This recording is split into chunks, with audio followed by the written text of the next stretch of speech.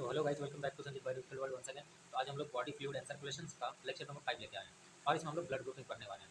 तो blood grouping क्या होता है ये जानेंगे। तो चलिए ब्लड ग्रुप क्या होता है पहले ये जान लेते हैं। देख लीजिए, हम लोग का क्या होता है कि हम लोग का ब्लड ब्लड में आरबीसी होता है, सबको पता है, जिसको हम लोग रेड ब्लड सेल्स कहते हैं। रेड ब्लड सेल्स के ऊपर क्या होते हैं, एंटीजन प्रेजेंट होते हैं और इस एंटीजन के अनुसार से हम लोग क्या करते हैं, ब्लड को ग्रुप देते हैं। अगर एंटीजन ए हुआ तो हम उसका क्या ग्रुप देंगे, ए देंगे। अगर एंटीजन बी हुआ तो उसका ग्रुप बी होगा। अगर एंटीजन ए बी हो, दोनों ए बी रहा तो हम उसका ब्लड ग्रुप ए बी कहेंगे। अगर एंटीजन कुछ भी नहीं है, इसका मतलब ब्लड ग्रुप ओ या जीरो है। ठीक, तो यही बात यहाँ पर आपको लिखा गया है क्या, the process of classifying the blood into group according to the antigen present on surface of red blood cells. तो यही बात वहाँ पर लिखा हुआ है। ठीक, तो यानी कि एंटीजन जो आरबीसी के ऊपर प्रेजेंट होता है उसके अनुसार से हम लोग ब्लड ग्रुप को क्लासीफाई कर देते हैं। ठीक, तो अब देखिए यहाँ पर इंपॉर्टेंस ऑफ ब्लड ग्रुपिंग। तो यहाँ पर ब्लड ग्रुपिंग का इंपॉर्टेंस जो हम क्या चीज़ का केस में बता रहे हैं, ट्रांसफ्यूजन के केस में। क्या केस में,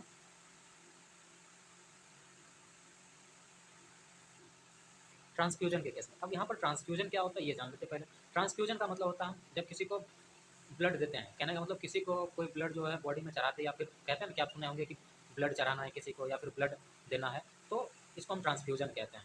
अगर आप ब्लड को हम चढ़ाते हैं बॉडी में तो उसको हम लोग क्या कहते हैं, ट्रांसफ्यूजन कहते हैं। ठीक है ना, तो हम ट्रांसफ्यूजन का केस में ब्लड ग्रुपिंग का इंपॉर्टेंस जानेंगे। ठीक, तो देखिए, तो ट्रांसफ्यूजन से पहले यानी कि ब्लड किसी को देने से पहले, ब्लड चढ़ाने से पहले हम लोग को ब्लड ग्रुप जानना क्यों जरूरी है, ताकि हम ब्लड को जमने से बचा सकें। ठीक, तो जमने, ये ब्लड क्लम्पिंग कहते हैं इसको, या फिर इसको हम ब्लड डिस्ट्रक्शंस भी कहते हैं।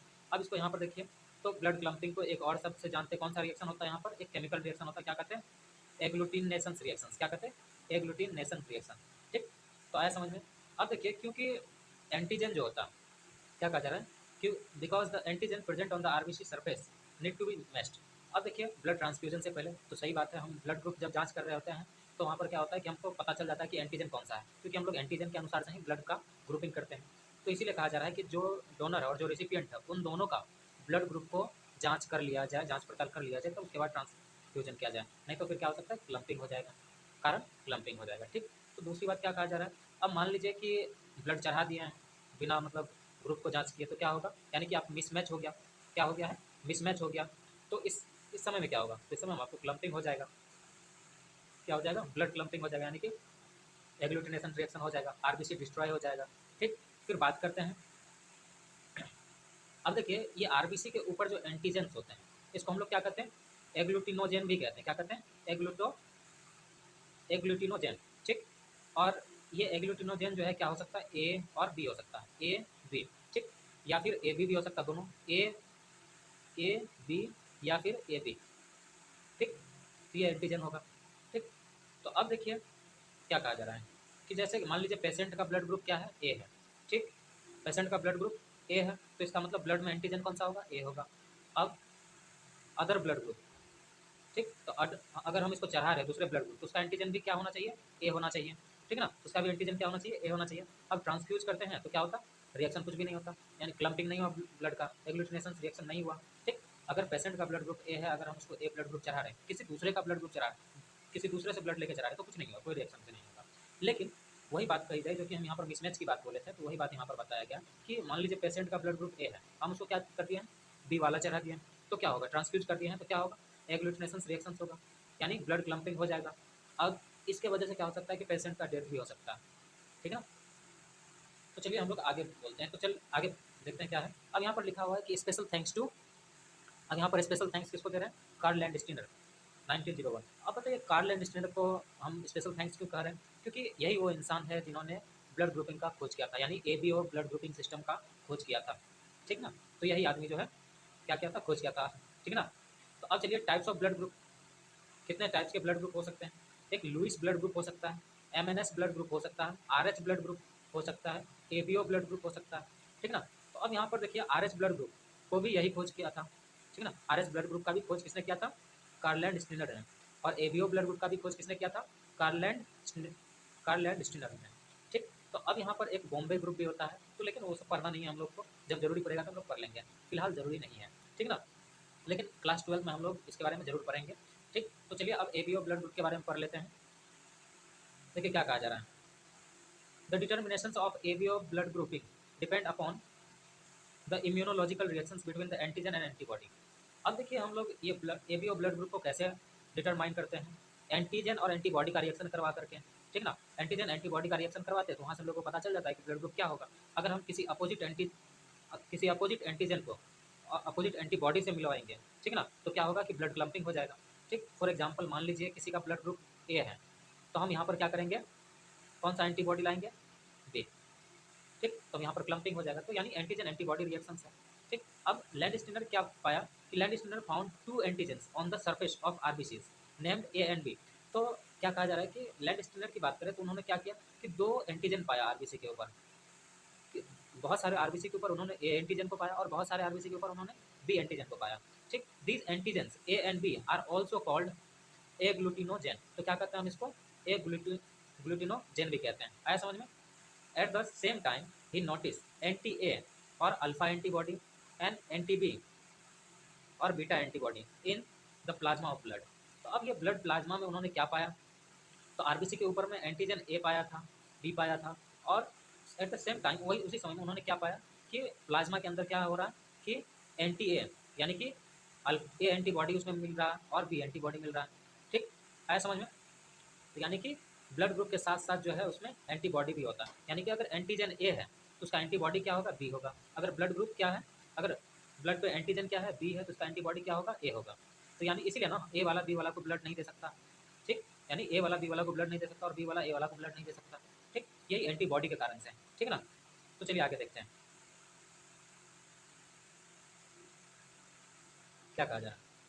ही कॉल्ड दिस एज एग्लूटिनिन। क्या कहते हैं, अब एंटीबॉडी को उन्होंने क्या कहा, एग्लूटिनिन।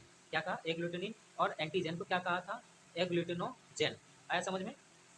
तो यानी एग्लूटिनिन को हम एंटीबॉडी भी कहते हैं। So based on this he classified blood group. तो अब इसके अनुसार से यानी कि एंटीजन और एंटीबॉडी के अनुसार से उन्होंने ब्लड ग्रुप को क्लासीफाई किया। ठीक, अब क्या कहते हैं कि उसका फर्स्ट उन्होंने 2 लॉ भी दिए थे, तो अब देखते हैं उसका 2 लॉ क्या है। तो पहला लॉ में क्या बोलता है ये देख लेते हैं।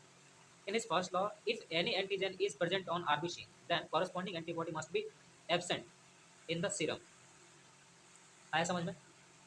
तो पहला लॉ में उन्होंने कहा कि अगर किसी भी ब्लड आरबीसी के ऊपर क्या होता है, कोई एंटीजन प्रेजेंट है, ठीक ना, अगर किसी भी आरबीसी के ऊपर कोई एंटीजन प्रेजेंट है तो उसका कॉरेस्पॉन्डिंग एंटीबॉडी एब्सेंट होना चाहिए सीरम में। ठीक ना, यानी कि उसका अपोजिट जो है वो एंटीबॉडी एब्सेंट होना चाहिए। ठीक ना, चलिए आगे देखते हैं। अब उन्होंने दूसरा लॉ में क्या कहा कि he said that if antigen is not present on the RBC then antibody must be there in the serum. अब मान लीजिए कि क्या होता है कि आरबीसी के ऊपर एंटीजन नहीं है, तो इसका मतलब ये मत समझिएगा कि उसके अंदर उसके सीरम में एंटीबॉडी नहीं है। उसके सीरम में क्या होता है, एंटीबॉडी होता है। ठीक ना, उसके सीरम में क्या होता है, एंटीबॉडी होता है। तो अभी यही पढ़ रहे थे हम लोग कि in his second law he said if antigen is not present on the RBC then antibody must be there in serum. ठीक, तो क्या कहा जाता है कि अगर एंटीजन नहीं आरबीसी के ऊपर, इसका मतलब कि उसके अंदर एंटीबॉडी होना ही चाहिए सीरम में। ठीक, तो चलिए हम लोग देखते हैं अब ब्लड ग्रुप क्या चीज़ के बेसिस पे। नाउ बेस्ड ऑन प्रेजेंट और absent of antigen blood group is as follow. तो अब एंटीजन प्रेजेंट और एब्सेंट के अनुसार से हम लोग देखते हैं कि कितने टाइप्स के ब्लड ग्रुप हैं। ठीक, देखिए प्लस एंटी का मतलब प्रेजेंट और माइनस एंटी का मतलब हमने एब्सेंट को दर्शाया। ठीक, तो चलिए हम लोग देखते हैं। अब ब्लड ग्रुप ए हो सकता है, बी हो सकता है, ए बी हो सकता है और ओ हो सकता है। तो चलिए अब देख लेते हैं। अब blood group A B O को हम जीरो भी कहते हैं। अब ए ब्लड ग्रुप के ऊपर कौन सा एंटीजन होगा, ए होगा, और एंटीबॉडी देखिए उल्टा है, बी है। तो अगर एंटीजन ए है तो एंटीबॉडी क्या होगा, बी। अब ब्लड ग्रुप देखिए बी है तो उसके पास एंटीजन बी है और एंटीबॉडी ए है, यानी इसीलिए हम क्या कर सकते हैं कि ये इसको नहीं दिया जा सकता और ये इसको नहीं दिया जा सकता। यानी कि देख रहे हैं ना कि दोनों के पास एंटीबॉडी अलग अलग है, दोनों आपस में क्या है, जानी दुश्मन का खेल खेल रहा है। अब देख लीजिए, अब ब्लड ग्रुप ए बी के पास, अब इसके पास कोई एंटीबॉडी नहीं है। ये जो है ए से भी ब्लड ले सकता और बी से भी ले सकता, ओ से तो ले ही सकता, यानी ये यूनिवर्सल रेसिपिएंट कहलाता। ठीक ना, और यूनिवर्सल एक्सेप्टर भी कह सकते हैं आप, जैसे आपको अच्छा लगे। ठीक, तो चलिए अब देख लीजिए। अब ब्लड ग्रुप ओ के पास अगर एंटीबॉडी की बात करें, ठीक, तो क्या है, ए है, बी है और ए बी है, यानी कि ओ वाले ब्लड ग्रुप सबको तो दे सकता है, यानी यूनिवर्सल डोनर सबको दे सकता है, लेकिन ले किसी से भी नहीं सकता, सिर्फ ओ वाले से लेगा।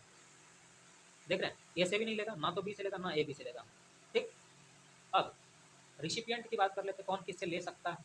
अब ए ब्लड ग्रुप वाले ए वाले से तो ले सकते हैं, और ए वाले से तो ले ही सकते हैं और ओ वाले से भी ले सकते हैं। बी ब्लड ग्रुप वाले को देखें तो बी वाले से ले सकते हैं और ओ वाले से भी ले सकते हैं। ए बी ब्लड ग्रुप वाले की देखें तो ये ए बी वाले से तो लेगा ही, ठीक, ए से भी लेगा, बी से भी लेगा और ओ से भी लेगा, यानी जो दे दे इसको सबसे ले लेगा ब्लड ग्रुप, ब्लड, इससे इसको कुछ नहीं होने वाला, ठीक ना। तो चलिए, और ओ की बात करें तो सिर्फ और सिर्फ ओ से ही लेगा। आया समझ में? ठीक, तो चलिए ब्लड ग्रुप टेस्ट कैसे करते हैं ये देख लेते हैं। The blood group test done by mixing the anti serum randomly in the suspension of RBC. अब देखिए हम ब्लड ग्रुप कैसे टेस्ट करते हैं कि हम लोग क्या करते हैं कि एंटी सीरम मिलाते हैं आरबीसी सस्पेंशन में। अब आरबीसी सस्पेंशन है क्या, हम जब आरबीसी यानी कि एक ड्रॉप आरबीसी के अंदर हम लोग क्या करते हैं 0.9% क्या करते हैं आइसोटोनिक सलाइन सॉल्यूशन मिला देते हैं, तो ये हम लोग का क्या हो गया कि सस्पेंशन बन गया, ठीक, समझे। अब देखिए यहाँ पर फिर क्या होगा, रिजल्ट में कैसे पता चलेगा कि ब्लड ग्रुप क्या है।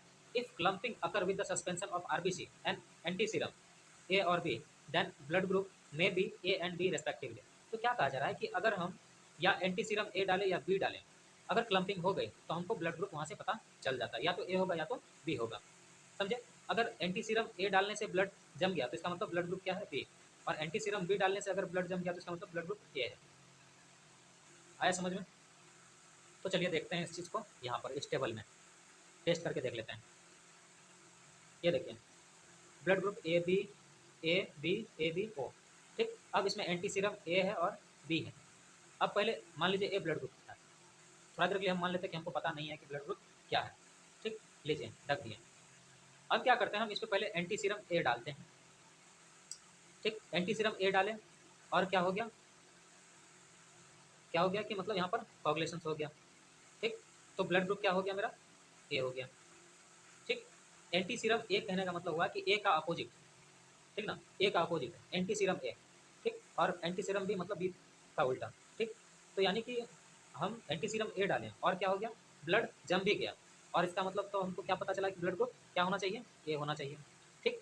तो हाँ, फिर दूसरी तरह से इसको हम कैसे टेस्ट करेंगे, मान लीजिए हम एंटी सीरम बी दे दिए, इस पर बी दिए, क्या हुआ, कोगुलेशन नहीं हुआ, ठीक, कोगुलेशन नहीं हुआ इसका मतलब ब्लड ग्रुप ए है।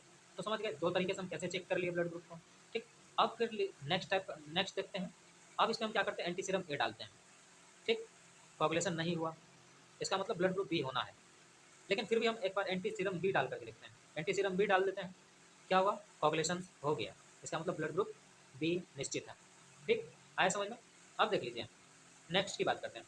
अब क्या किया, इस पर एंटी सीरम ए डालते हैं, कोगुलेशन हो जाता है, इसका मतलब ए है, ये तो पता चल गया, ये तो है, ये निश्चित है, ये पता चल गया। लेकिन अब एंटी सीरम बी डाल के देखते हैं, अब एंटी सीरम बी डालें, फिर से कोगुलेशन हो गया, इसका मतलब बी है इसमें, यानी ब्लड ग्रुप क्या होना चाहिए, अब ए बी है, ठीक। अब नेक्स्ट, अब देखिए इस पर क्या करते हैं, एंटी सीरम ए डालते हैं, कोगुलेशन नहीं हुआ, इसका मतलब ब्लड ग्रुप या तो बी हो सकता है या तो ओ हो सकता है, ठीक। अब फिर देखिए, लेकिन हम ये चेक करने के लिए कि क्या ये ब्लड ग्रुप बी है या ओ है, हम क्या किए, एंटी सीरम बी डाले लेकिन कोगुलेशन नहीं हुआ, इसका मतलब ब्लड ग्रुप क्या है, ओ है। तो समझ में आया होगा, आई होप बहुत अच्छा समझ में आया होगा। अगर लेक्चर पसंद आए तो लाइक कीजिए और शेयर कीजिए और अपने और चैनल पे बने रहिए। Thank you.